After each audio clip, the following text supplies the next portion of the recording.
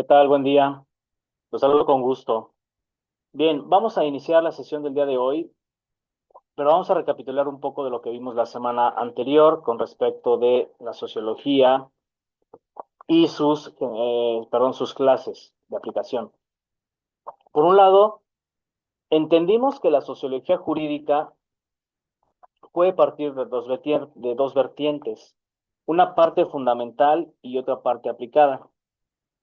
Para la sociología fundamental, es importante el estudio del derecho desde las diversas funciones e interacciones sociales. En esta parte va a entender al derecho como un fenómeno social, en tanto que la sociología aplicada se va a encargar de esos preceptos jurídicos que ya fueron impulsados a través de los cuestionamientos teórico-prácticos y se va a vincular con la validez, la vigencia y la eficacia de las normas jurídicas. ¿De acuerdo? Entonces, en esta parte, para hacer una buena praxis de la sociología, tenemos que entender cuál es el campo de aplicación y tenemos que entender cuáles son las cuestiones por las cuales la sociología nos va a permitir, por un lado, entender al derecho como un fenómeno social y por el otro, entender al derecho como uno nada más un organismo normativo, sino como un organismo de causalidad, ¿sí? Entender ese nexo causal que existe entre la relación de los individuos, la relación del Estado y la propia norma jurídica. De acuerdo. El día de hoy vamos a comenzar un nuevo tema que se va a llamar el objeto de la sociología jurídica. O sea, ¿cuál es en sí el origen, la génesis y sobre todo ese objeto hacia dónde va dirigida la propia sociología jurídica? Se va a relacionar al menos con cuatro ramas o cuatro especialidades. La primera de ellas, pues, es la ciencia jurídica. Recordemos que a lo largo de estas sesiones les he estado hablando que el derecho lo vamos a empezar a estudiar desde un punto de vista científico. Sí normativo, sí positivo, pero más apegado a la parte humanista, en apego a derechos humanos, pero también de características científicas, ¿sí? Por otra parte, vamos a entender el factor histórico del derecho y la sociología. ¿Por qué es importante visibilizar al derecho como fenómeno histórico? ¿Por qué es importante recurrir a esos precedentes? Porque recordemos que una de las fuentes del derecho son las fuentes históricas. Y si hay precedentes jurídicos y estatutos jurídicos, nos permitirá establecer mucho mejor esas relaciones del individuo con la sociedad, ¿sí? Y, desde luego, de la sociedad propia con el Estado y las instituciones propias del Estado. Ahora, vamos a ver más adelante también qué es la psicología jurídica en relación al estudio sociológico. El factor de control social, el factor de delincuencia, a lo mejor, etcétera. Y desde luego la filosofía del derecho. ¿Cómo entendemos este fenómeno sociológico desde una perspectiva más estudiada en el contexto de la sabiduría? ¿Cómo hacer sapiencia? ¿Cómo empezar a ser sabios del derecho? ¿De acuerdo? Bien, les voy a compartir su presentación del día de hoy. Vamos a entender estos cuestionamientos de la sociología desde los campos ya vistos, ya abordados, para que nosotros empecemos a ver el panorama ya más específico del por qué la sociología tiene que ser abordada desde una perspectiva más jurídica y quizá un tanto menos social. Bien, permítame un segundito. Listo. Ok,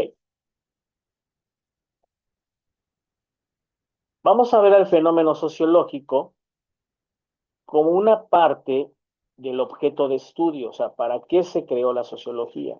¿Y por qué su relación con lo jurídico? ¿Por qué la sociedad tiene que tener este vínculo social, pero regulado por las propias normas jurídicas? ¿Sí? Obviamente ya analizamos, abordamos, estudiamos diversas recepciones de sociología general, de sociología jurídica. Por lo tanto, ahora es momento de adentrarnos al estudio netamente específico y científico de los seres humanos, del papel que representamos los seres humanos con respecto del derecho, pero también con respecto de un comportamiento y orden social. Es recurrir a la ciencia, ¿para qué? Para llegar a una verdad, para resolver interrogantes, para que los juzgadores emitan mejores resoluciones, para que los legisladores promuevan leyes y estén mayormente y mejormente razonadas. El objeto de la sociología jurídica, en general, representan esa delimitación en cuanto al contexto de su estudio, en cuanto a la esfera social de su estudio. ¿Sí? Pero desde el visto de los temas del pensamiento sociológico en México, nos vamos a centrar mucho en México, vamos a entender que la sociología nos va a permitir discernir interrogantes, nos va a permitir despejar dudas, nos va a permitir, en este sentido, entender mejor el factor social y del por qué es importantísimo tener normas que nos regulen. Pero esas normas también tienen que ser estudiadas, también tienen que ser desmenuzadas palma a palma, ¿no? Para que nosotros como abogados entendamos por qué es la relevancia de una vida social. ¿Cuál es la relevancia de una vida social? ¿Sí? Entonces, en esta parte, lo habíamos visto en las primeras sesiones. Las ciencias naturales y las ciencias sociales siempre van a tener relación, pero se va a delimitar más a los casos tangibles, a los casos prácticos, a la sociología enfocada a las ciencias naturales. ¿Sí? Las ciencias sociales van a tener otro tipo de estudio, un tanto más análogo, un tanto más empírico, un tanto más en cuanto a la creación propia del comportamiento del ser humano. Entonces, en esta parte vamos a centrarnos en México, específicamente el estudio del pensamiento sociológico en México. Para René Barragán nos dice que hay que tener una distinción entre el objeto que se está estudiar o que se pretende estudiar y los problemas que aquejan a la sociología jurídica. Porque recordemos que el objeto siempre va a aludir al núcleo, a la cuestión, a la problemática de la cual vamos a estar agotando todo el campo de estudio de la sociología. ¿Sí?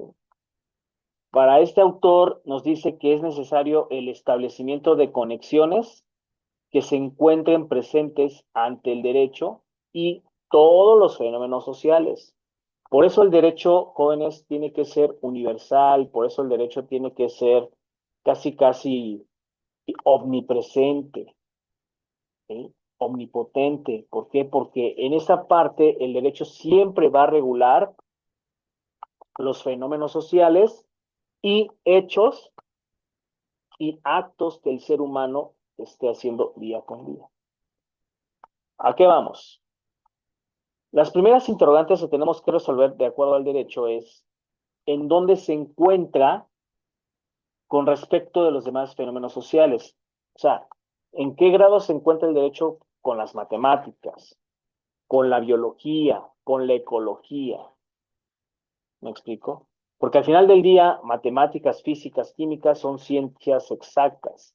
Ellos tienen una serie de procedimientos para llegar a un resultado final. El derecho como rama de la ciencia social a veces no es tan exacto, a veces es equívoco. Por eso, la segunda interrogante, ¿en qué condiciones necesarias debe surgir el derecho? ¿En qué condiciones? Y sobre todo, ¿qué fenómenos sociales influyen para transformar nuestro derecho? Porque recuerden que las reformas no nada más se las inventan los legisladores. Hay relaciones estructurales por las cuales el derecho está parado frente al fenómeno social, frente al cambio, frente a la estructura política, la estratificación. Pero por otro lado, esas condicionantes de cómo van a surgir nuevos paradigmas en el derecho, nuevos conflictos, nuevos estatutos. A esos fenómenos sociales darán auge a transformar al sistema jurídico. ¿De acuerdo? Ahora, ¿en qué consisten esas condiciones sociales que probablemente pudieran desaparecer un sistema jurídico y que el derecho sea sustituido por otro? Aquí en México sería un tanto difícil, porque tenemos ya las instituciones bien establecidas. Pero si nos vamos a la historia, que más adelante vamos a ver, nos vamos a la historia de cómo el proceso evolutivo en nuestro país para consolidar las instituciones sociales, políticos, geográficas y desde luego jurídicas que ello operan, determinaron la desaparición de ciertos sistemas, como por ejemplo un régimen autócrata, como el de don Porfirio Díaz, ¿sí? Un régimen inquisidor como el de el de la Iglesia Católica al servicio de la corona española. Entonces, el derecho siempre va a estar influenciado por fenómenos sociales. O sea, ¿cuál es la influencia del derecho? Pues obviamente el fenómeno social, ¿sí? Las reformas que se estén haciendo. Y por tanto, ¿qué, ¿cuáles son esas leyes que van a regir la evolución jurídica? Nosotros ahorita en pleno siglo XXI ya tenemos juicios orales. Esto ya es una forma de condicionar, de influenciar, de relacionarte, de condicionar necesariamente. Y sobre todo, la influencia social de implementar este modelo de justicia en México. ¿De acuerdo? Para Luis Recancesiches, que es un gran tratadista en materia sociológica, nos dice que el estudio del derecho primero tiene que representar los productos de los cambios o de los procesos sociales. En esta parte, cómo el derecho está representándose o está personándose en conjunto de los productos de procesos sociales, que para efectos de estatutos sociales, ya esos efectos ya fueron producidos o ya se están produciendo en cualquier realidad. En esta parte se va a relacionar la causa y el efecto. Y desde luego, configurar el panorama de la vida social en cuestiones negativo puede determinar en un fracaso. Por eso la causalidad es tan importante para el estudio del derecho, porque así nosotros podemos tener grado de interferencia de los otros factores, el económico, el religioso, y que a través de las combinaciones de estos factores que estamos viendo como efecto del fenómeno social y la norma jurídica, podamos tener esas combinaciones diversas e imprevistas para contribuir a crear ¿qué? Nuevas corrientes sobre el derecho vigente, ¿sí? Que se creen nuevos paradigmas para derogar o bien abrogarlo. ¿De acuerdo, jóvenes?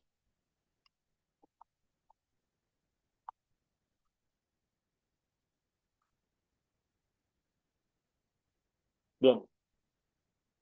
Entonces, en esta parte, la sociología necesitará apegarse al elemento científico.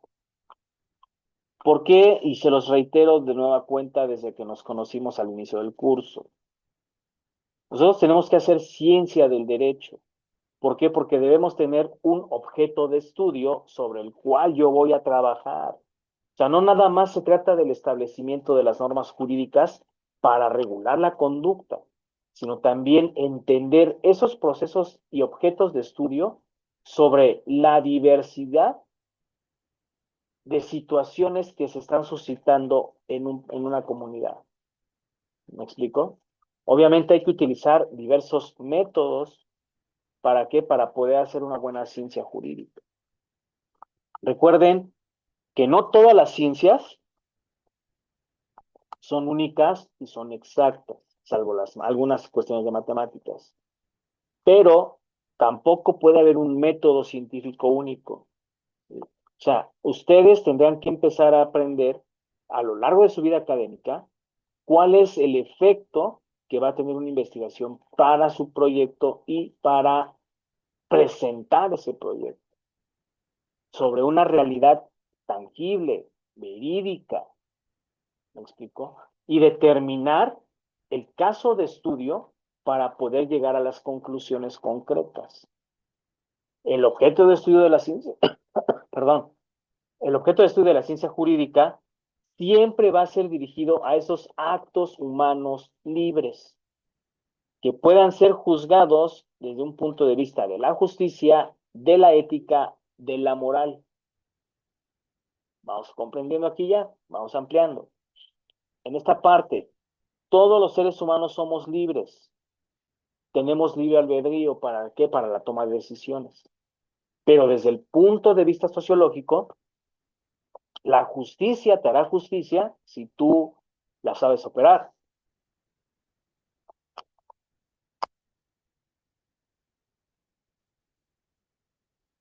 La justicia te hará justicia si tú la sabes operar.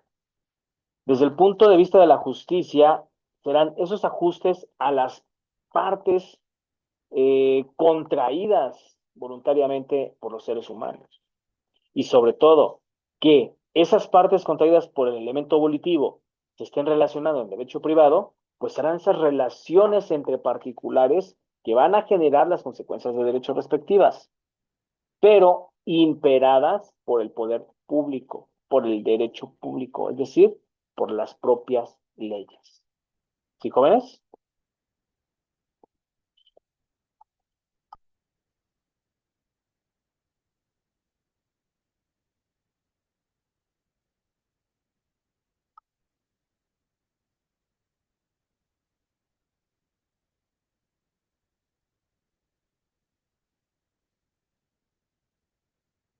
Bien.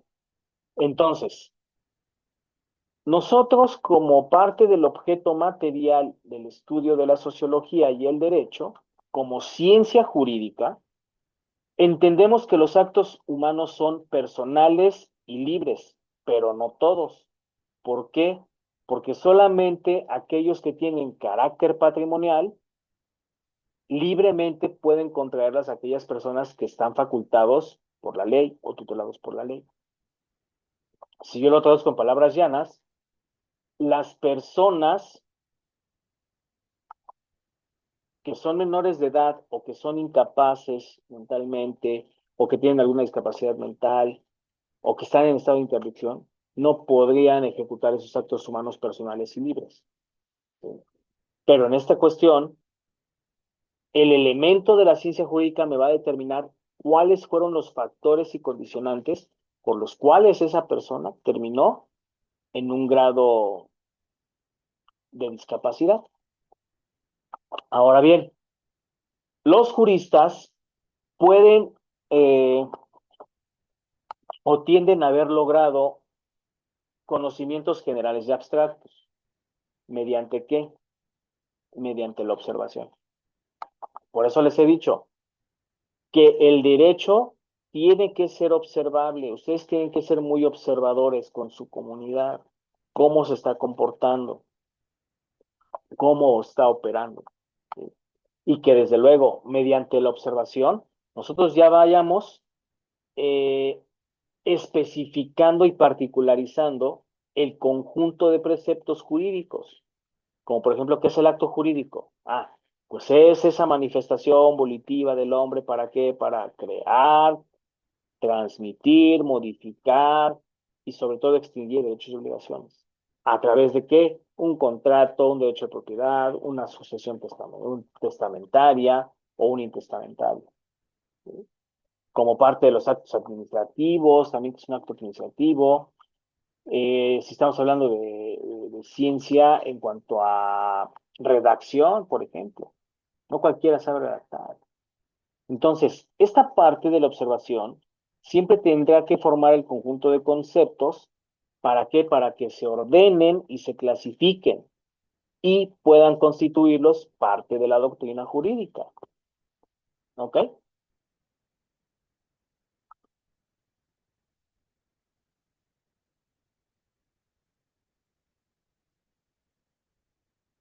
Ahora, dentro de esta parte, la ciencia del derecho, en su elemento formal, tendrá que conceptualizar teóricamente esa parte de los actos humanos, esa parte de los actos humanos jurídicamente relevantes, jóvenes. ¿Por qué? Porque esto determinará si la ciencia es hasta cierto punto práctica o hasta cierto punto metódica, teórica, 100% teórica, ¿sí? Y que para efectos de estudio, los individuos nos adheramos a esos planes, ¿sí? Es decir, que la ciencia en cuanto a su efecto formal siempre tendrá que tener esa parte de cómo estamos relacionando al derecho con el fenómeno jurídico. Porque por un lado, se va a encargar de conceptualizar, teorizar y sintetizar y esquematizar todos los aspectos relevantes. Pero por el otro, va a dar cualidades específicas para que la ley las tutele, las proteja y sobre todo que el objeto formal dentro de los juicios será la justicia de cualquier acto jurídico. ¿De acuerdo? Ahora, en esta parte, ese objeto formal de la ciencia del derecho nos dice que estando en una relación de derecho privado, las personas deben practicarse como acto debido el acto justo. Y que desde luego, si hay un comprador que está comprando enseres, pues tiene que pagar. Si va a comprar una casa, pues tiene que pagar por esa casa. Si tiene que comprar un auto, tiene que pagar por ese auto. ¿De acuerdo? Y sobre todo, que hacer práctica de lo justo nos va a hacer una mejor sociedad, joven. Así de simple.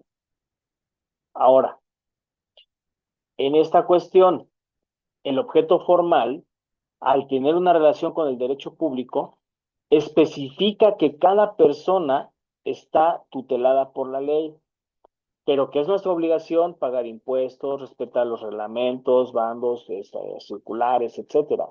Y sobre todo, ejecutar actos preventivos y prescritos por las leyes. ¿Sí? ¿Vamos bien hasta ahí?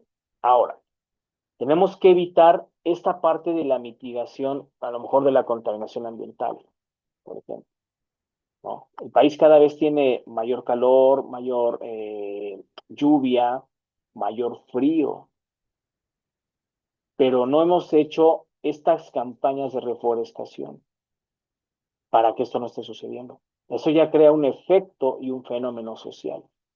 Por lo tanto, abajo al amparo de la ley, hoy día tenemos en la Ciudad de México, cuando menos, leyes que regulan esta parte del uso de la basura, ¿no? Ahí está el objeto formal del derecho público, ¿sí? Que alguien que no practique un acto justo que esté imperado o imperante o que sea imperante por la ley, no va a ser una persona realmente armoniosa para el sistema, ¿sí? ¿Cuáles son los métodos de la ciencia jurídica? Pues ese cúmulo de conocimientos humanos o de actos humanos que va a tener como efecto principal observar a las personas en una vida social y sobre todo que partiendo de esa interacción social se establezcan y se consoliden los conceptos, las reglas y los juicios generales que conforman al derecho. Que partiendo de la recopilación de los casos concretos, vamos a obtener respuestas, jóvenes, a todas esas interrogantes que nosotros hemos planteado a lo largo de nuestra vida. ¿Sí? ¿A qué voy con esto? O sea, nosotros entendemos esos factores de cómo el derecho eh, atiende esas condiciones de responder a los propios fenómenos sociales. Para ello existen métodos. El hermenéutico nos va a permitir interpretar textos jurídicos, pero no nada más textos jurídicos, sino también textos en humanidades, textos en matemáticas, textos en filosofía, textos en historia. ¿Para qué? Para que nosotros entendamos cómo está la hermenéutica operando en la comprensión objetiva que el autor pretende transmitirnos a nosotros.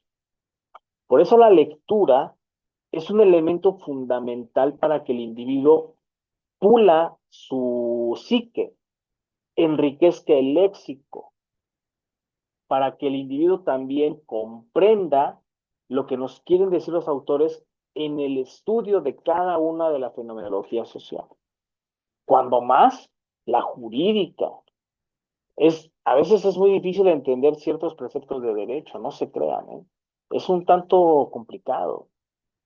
Por lo tanto, esta parte del método hermenéutico nos dice que es un arte del buen gobierno. Sí, se entiende como esa parte. Dentro del entendimiento, la comprensión y la objetividad de lo que el autor pueda transmitirnos. Pero va a tener que constar de tres operaciones intelectuales.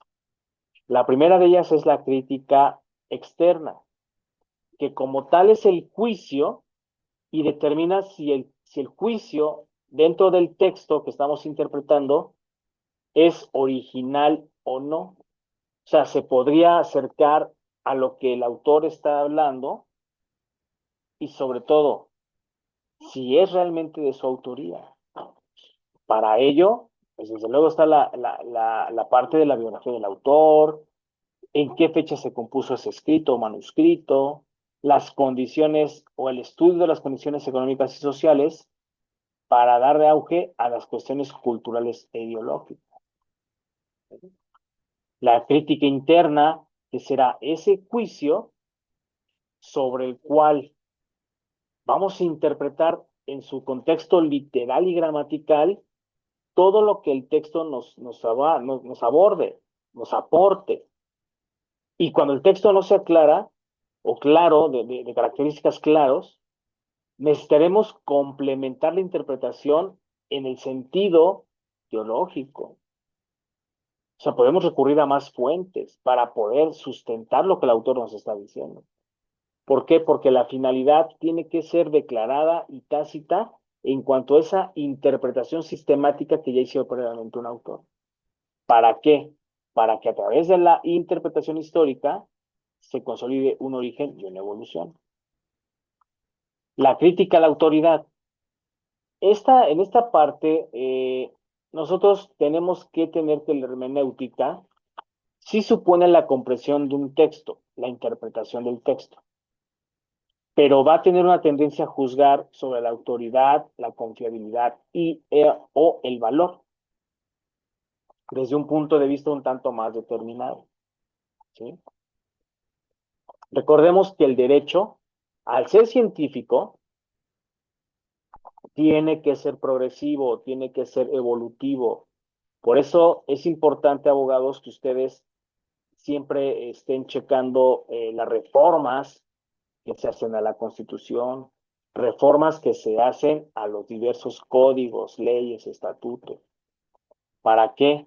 Para que dentro de la vigencia del tiempo y el lugar determinado nosotros podamos elaborar una opinión o una crítica y sobre todo que plasmemos con bases nuestro punto de vista. El método prudencial. Este método tiene mucho que ver con lo que vimos en la introducción al estudio del derecho. Ajá. Esa parte de hacer la jurisprudencia. Recuerden que en juzgados los jueces tienen que ser prudentes con sus actitudes, con su vocabulario.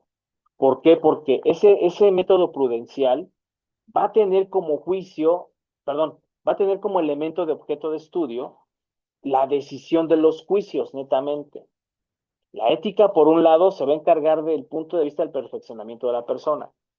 Que tú te comportes adecuadamente, que no transgredas la ley, que no transgredas las normas, que no ofendas a tus conciudadanos de las formas sabidas y por haber. Por eso es un perfeccionamiento en cuanto a la persona. Entendida la política desde el contexto del poder, esa política va a juzgar al perfeccionamiento de la comunidad, pero podemos llegar a un bien común. Hablando, se entiende la gente. Y sobre todo que desde el punto de vista de ajuste o convivencia, las relaciones interpersonales entre los individuos va a dar y va a generar mejores comunidades. ¿Ok? El método prudencial no va a ser esa serie de conceptos o conclusiones generales y abstractas, sino se va a pronunciar sobre la decisión al caso concreto y particular que se está practicando. Por eso les decía que en esta parte de los juicios, los jueces tienen que ser prudentes, No tienen que dejarse llevar por sensacionalismos, no tienen que dejarse llevar por los compadrazgos o cualquier otra condición. O sea, el método prudencial de un juez, de un ministro, de un magistrado es tener la mente clara y juzgar con perspectiva de cualquier índole, joven.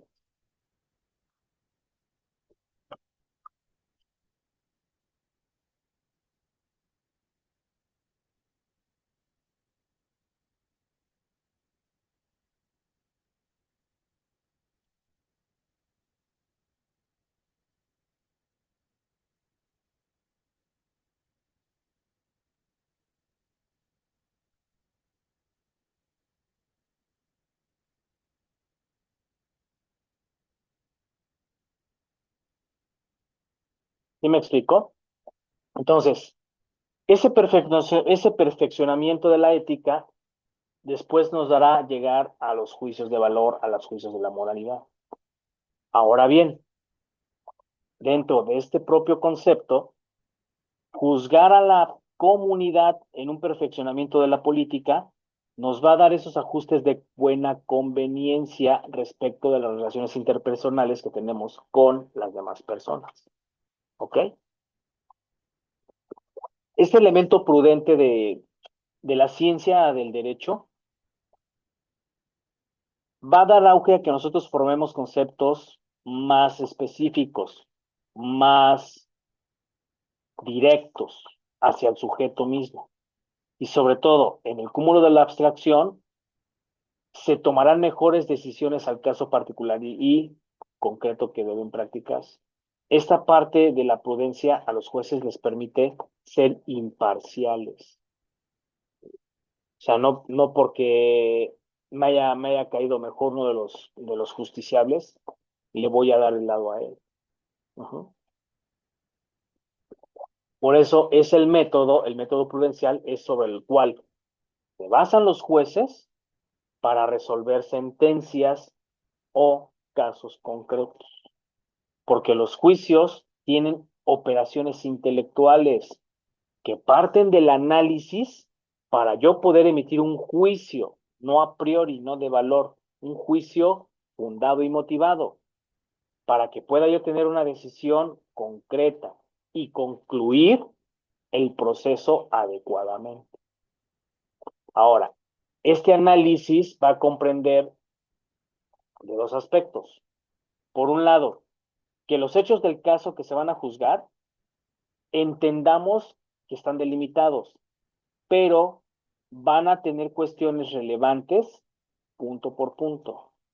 Y la segunda característica es que a través de la mejor comprensión de reglas, criterios, precedentes y normas, el juzgador aplique la norma que crea más conveniente. ¿Sí? El juicio de repente también consistirá en esas cuestiones de cómo estamos frente a la praxis de la perspectiva aplicada. O sea, recuerden que estas tres etapas, nosotros podemos empezar a determinar esos cuestionamientos de la sociología jurídica, del objeto para el que fue creado. ¿Por qué existen los contratos? Si son válidos, si alguna norma no es garante y que hay que reformarla. ¿Por qué las personas a veces en los sucesorios intestamentarios les cuesta tanto trabajo acceder a la relación de la herencia? ¿Sí?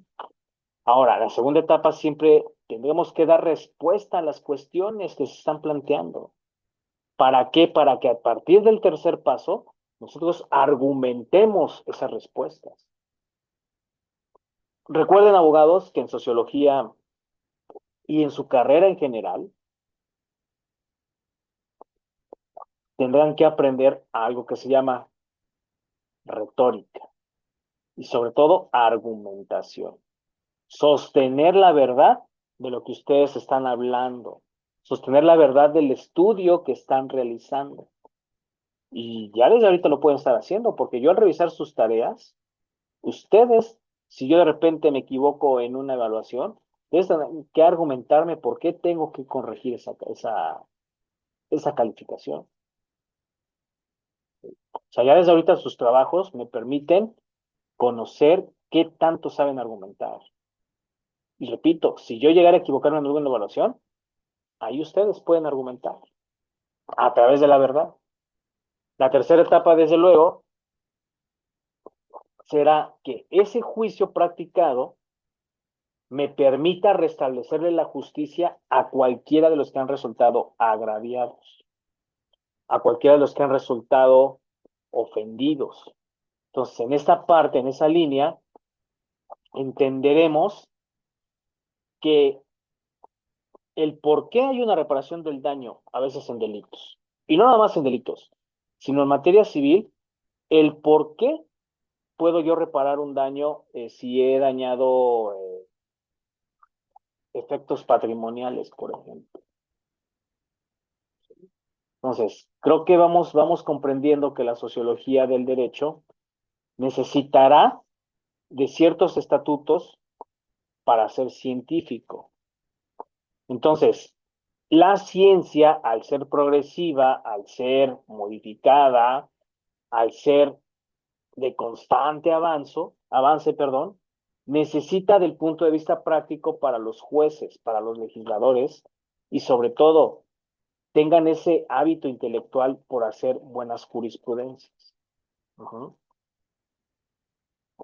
Que no antepongan solo los intereses económicos y políticos o incluso hasta de corrupción, sino más bien el sociólogo en derecho, el abogado postulante, el filósofo del derecho, en general los que estudiamos al derecho, necesitamos dejar de lado intereses económicos y políticos predominantes para entender por qué las leyes pueden ser prescritas y por qué prescriben, por qué la doctrina jurídica puede tener mucho peso para un caso de estudio.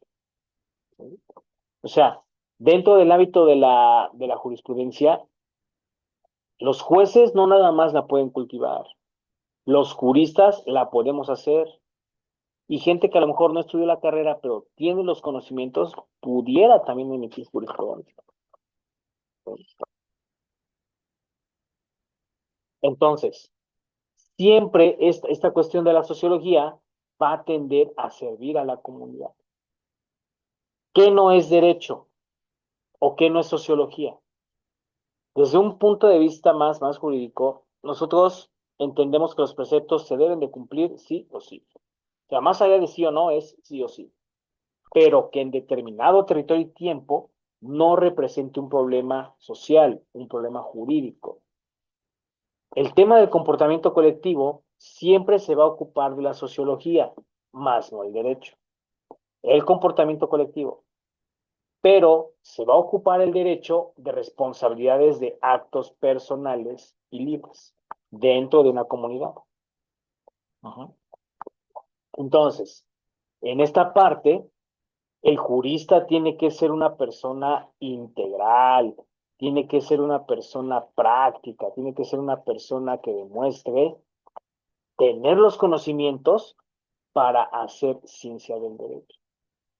Para ello, y como efectos de apoyo para cualquier tesis de investigación, ustedes tendrán que recurrir a las encuestas, a las mediciones, a las cuantificaciones y al análisis para poder sostener esos argumentos. ¿Me explico? Si ustedes quieren hacer tesis profesional, igual, tendrán que dar respuestas a través de las encuestas, de las mediciones, las cuantificaciones, el elemento cualitativo y cuantitativo. Ahora, a ver, por otra parte, es de suma relevancia que entre la sociología y el derecho haya match, haya comunicación, porque así los sociólogos y los juristas, al comunicarse recíprocamente, van a poder resolver mejor los casos. ¿Y jóvenes? Ahora bien, la sociología dentro de la historia del derecho nos va a permitir estudiar al derecho mismo como un fenómeno jurídico con perspectiva histórica. O sea, pudiéramos entender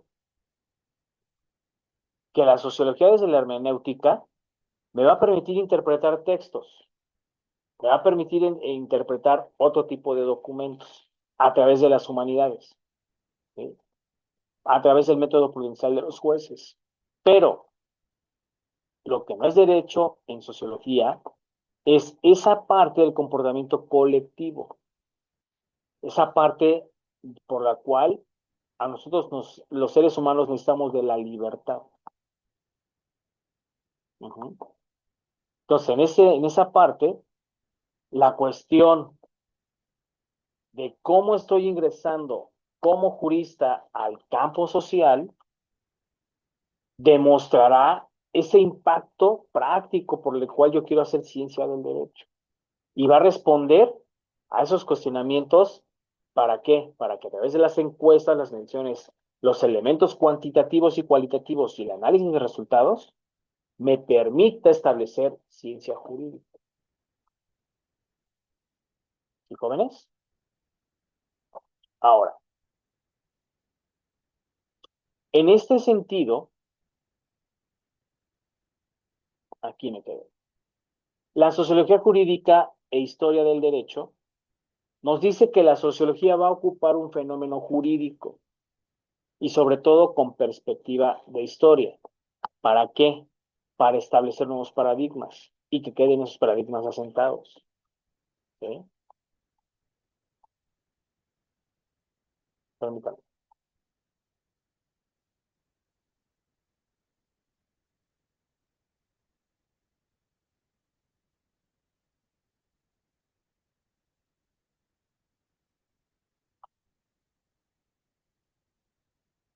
Ahora, en esta parte de estudiar la historia del derecho como tal, no hay esa uniformidad de criterios sobre lo que realmente es el derecho. O sea, nosotros podemos entender antecedentes históricos, no sé, de los egipcios, del derecho teutón, del common law, del derecho romano, pero en realidad ese proceso evolutivo y esa perspectiva histórica del derecho, pocos la conocen. La historia para Kant nos dice que los juristas todavía estamos a la búsqueda de un verdadero concepto de derecho. Por eso les he dicho a lo largo de estas sesiones, no se casen con el clásico concepto que a veces maneja la doctrina, ¿no? El conjunto de normas jurídicas que regulan el comportamiento de los hombres en sociedad. Parece a modo de mentira, pero aquí nosotros, a través de la creación y elaboración, pero sobre todo construcción propia de un concepto de derecho, podemos entender su proceso histórico. O sea, podemos entender cuál es el impacto social del derecho a nivel mundial. Para Klaus Domeit, o sea, la parte de historia del derecho será a través del trabajo hecho por el legislador y las leyes que haya emitido ese legislador. Del sentido dogmático, ¿cuántas obras consultamos de los autores que conocemos, por ejemplo? ¿Sí? De un Fixamudio, de un Manuel Atienza. O sea, ¿cómo estamos haciendo esa génesis del derecho de ellos? Desde luego, de la jurisprudencia y la aplicación de la justicia en México a través de las sentencias. De tomar en cuenta las comunidades más apartadas, es decir, los pueblos más apartados, y escuchar sus puntos de vista. Eso es historia del derecho, joven. Pero lo que no nos va a resultar útil son esas condiciones de los criterios de relación natural, por los cuales tenemos que comprender al fenómeno jurídico como esa disciplina que nos está otorgando ciertas bases, pero que nosotros debemos adaptar esas ciertas bases al plano real, al plano de hoy día, porque la sociología de hace 50, 60 años ya tuvo un proceso evolutivo, jóvenes. Entonces, para la ciencia jurídica es obligación hacer historia del derecho, ocuparnos en el sentido más estricto de esos fenómenos que aquí Adomeit nos plantea. ¿Sí? Que por un lado, no es fácil definir al derecho como historia, pero se debe hacer y combinar el objeto y el método como esos fenómenos reivindicatorios y característicos de la ciencia. Que se dominen esos objetos del conocimiento, jóvenes, para poder llegar a hacer historia. ¿Me explico? Las ciencias, por excelencia, siempre serán experimentales. Siempre. No así el derecho. El derecho, bueno, pudiera ser hasta cierto punto algo que me apasiona, ¿no? Pero en sí, tener vocación para el derecho es bien complicado. Por eso la ciencia, al ser experimental, necesita llegar a una verdad histórica y sobre todo que con apoyo de los métodos científicos nosotros podamos acceder al conocimiento del derecho. La historia y el derecho no se van a ubicar en este supuesto, en las ciencias experimentales. ¿Por qué? Porque no hay procedimientos lógico-matemáticos, así de simple. La historia y el derecho, al pertenecer a ciencias sociales, dependerán mucho de los métodos determinados sobre el problema actual, pero su proceso evolutivo. Por eso el derecho es científico, porque tiene que haber ese entredicho sobre pruebas. ¿Sí? Porque tiene que haber, desde la parte de la crítica de los filósofos, el legislador, el jurista, eh, el ministro, el juez, tendrá que comprobar sus argumentos desde el punto de vista. Por eso los juristas llegan a afirmar algunos que el derecho no es una ciencia. Eso es mentira. El derecho puede hacer ciencia. El derecho debe hacer ciencia. ¿Sí? A través del buen agotamiento de los pasos del método científico. Lo que resulta natural es que la historia del derecho se va a sostener de la norma jurídica y del derecho propio. ¿Por qué? Porque se debe de estudiar como un método dogmático. O sea, que a través de la doctrina nosotros permitamos que ese estudiante siga aprendiendo. ¿De acuerdo?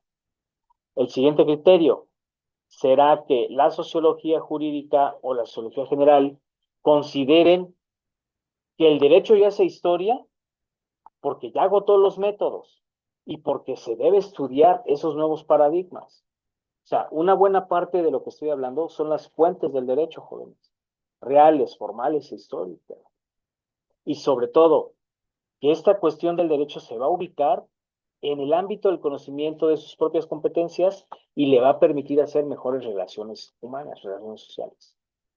¿Sí? Tenemos tres enfoques de la sociología del derecho.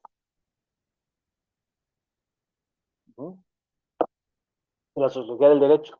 Por un lado, tenemos que entender que el elemento interno de la historia nos va a dar un primer enfoque sobre cómo fue el movimiento, para que relacionado con el segundo enfoque, nosotros entendamos esos elementos externos del por qué también influyeron en nuestro derecho. Y desde luego, el tercer enfoque, la vida social, la historia social, vinculada con la dogmática jurídica, ¿para qué? Para hacer una historia social.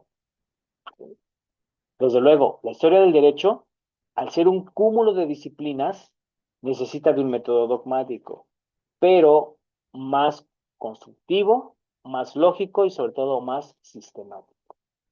¿Ok? En esta cuestión, quienes conocen la historia, conocerán también la historia del derecho. ¿Y por qué es relevante mantener una historia interna que son todos mis estatutos jurídicos, todos mis movimientos como país? Y estudiar esos fenómenos del por qué surgen y se desarrollan los conflictos y nosotros como abogados intervenimos, pero también el sociólogo, ¿de acuerdo? Entonces, la preocupación que tiene esta parte de la historia social siempre será conforme al análisis de la normatividad social y la realidad histórica que estamos viviendo actualmente. La historia social no puede entenderse sin sus campos de aplicación. Por eso, Hobsbawm nos esquematiza las siguientes problemáticas.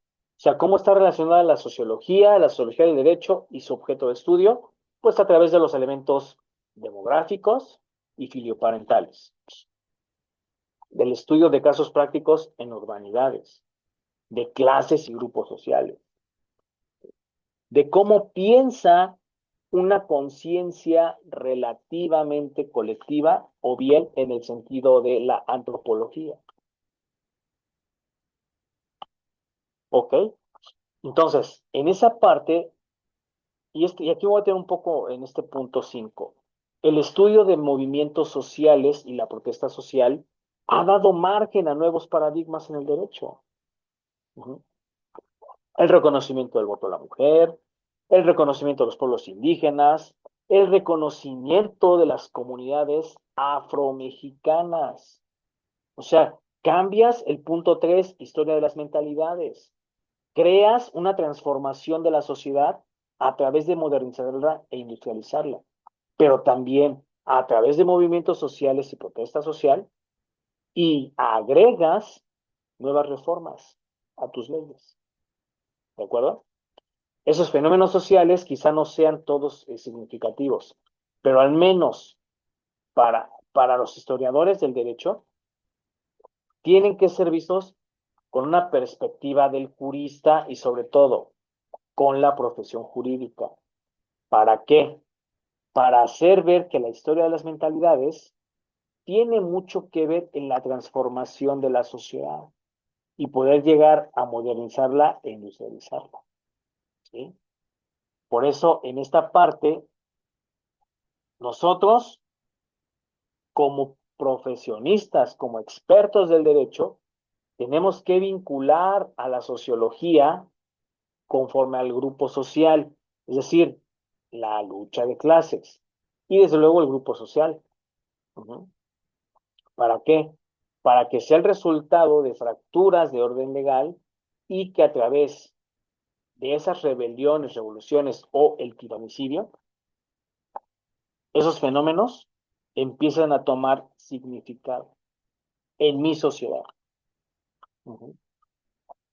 Ahora bien, desde una perspectiva profesional, el derecho se va a vincular con estas clases de grupos sociales a través de las mentalidades, pero que en cuanto al impacto de sus movimientos, ese resultado sea revolucionario, sea hasta cierto punto evolutivo, jóvenes. La propuesta de Adomeit siempre será enfocada a un derecho legislado, o sea, porque tampoco se trata de que el derecho, por ser normativo, por ser positivista, haga lo que quiere. No, el derecho tiene que tener reglas también, porque, y por eso aquí pongo en el esquema, ¿no? El derecho legislado pues, es el que harán las cámaras, el sistema bicameral en México. El derecho de juristas, pues serán esos estudiosos que nos dedicamos día con día a leer libros, a ver leyes, a ver códigos, a ver la televisión, los medios masivos, los medios impresos. Pero que desde el ámbito judicial o popular, la justicia sea alcanzable para todos los ciudadanos. Por eso la historia del derecho nos permite conocer relaciones de causalidad y las propias normas jurídicas. O sea, ¿puede extenderse hasta el infinito? Sí, claro.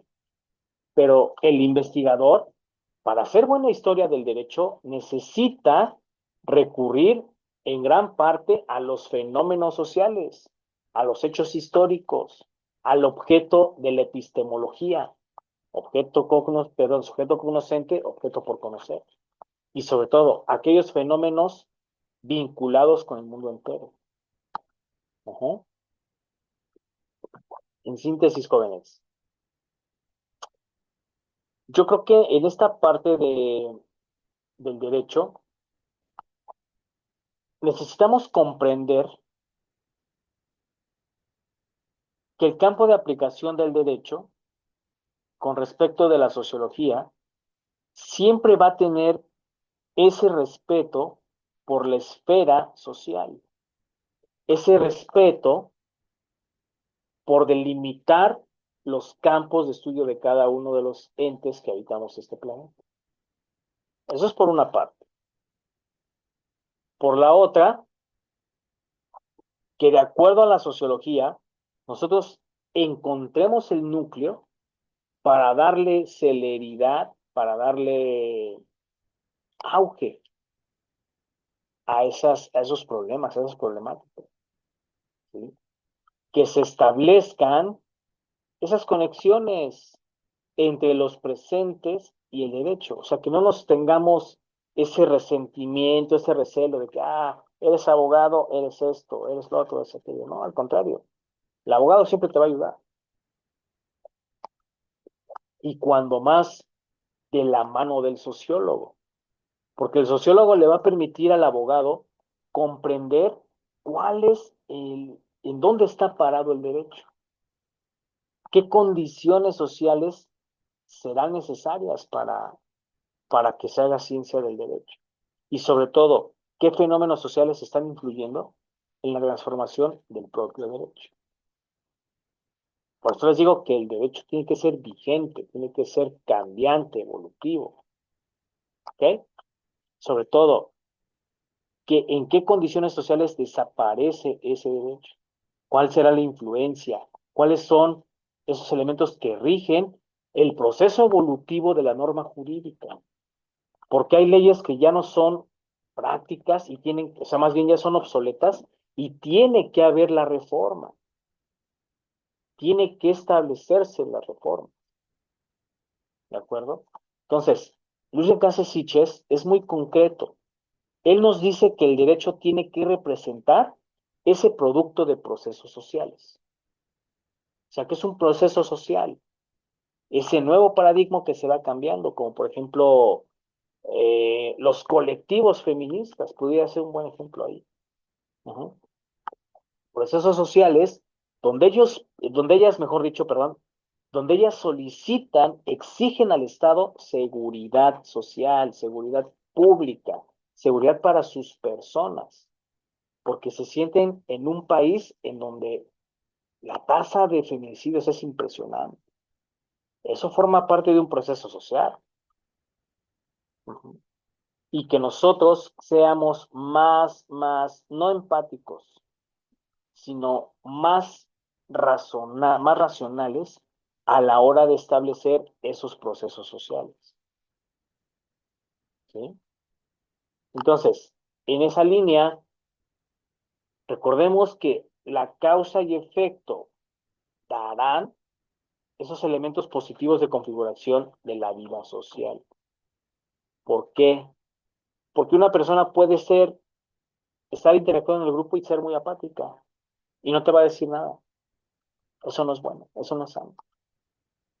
¿Por qué? Porque también en esos procesos y efectos de la sociología con respecto del derecho, se van a mover cuestiones económicas, religiosas y las que me pongan, etcétera. ¿Sí? Que por otro lado, a través de esas corrientes adversas sobre la norma vigente, tengamos esa facultad, o el Congreso de la Unión, tengo esa facultad o de abrogarlas o de derogarlas, de sustituir, como lo hemos hecho con el Código Nacional de Procedimientos y el Código Nacional de Procedimientos Civiles. Perdón, Código Nacional de Procedimientos Penales y Código Nacional de Procedimientos Civiles. Porque el país lo necesitaba, jóvenes. Era necesario esa reforma. ¿Vale?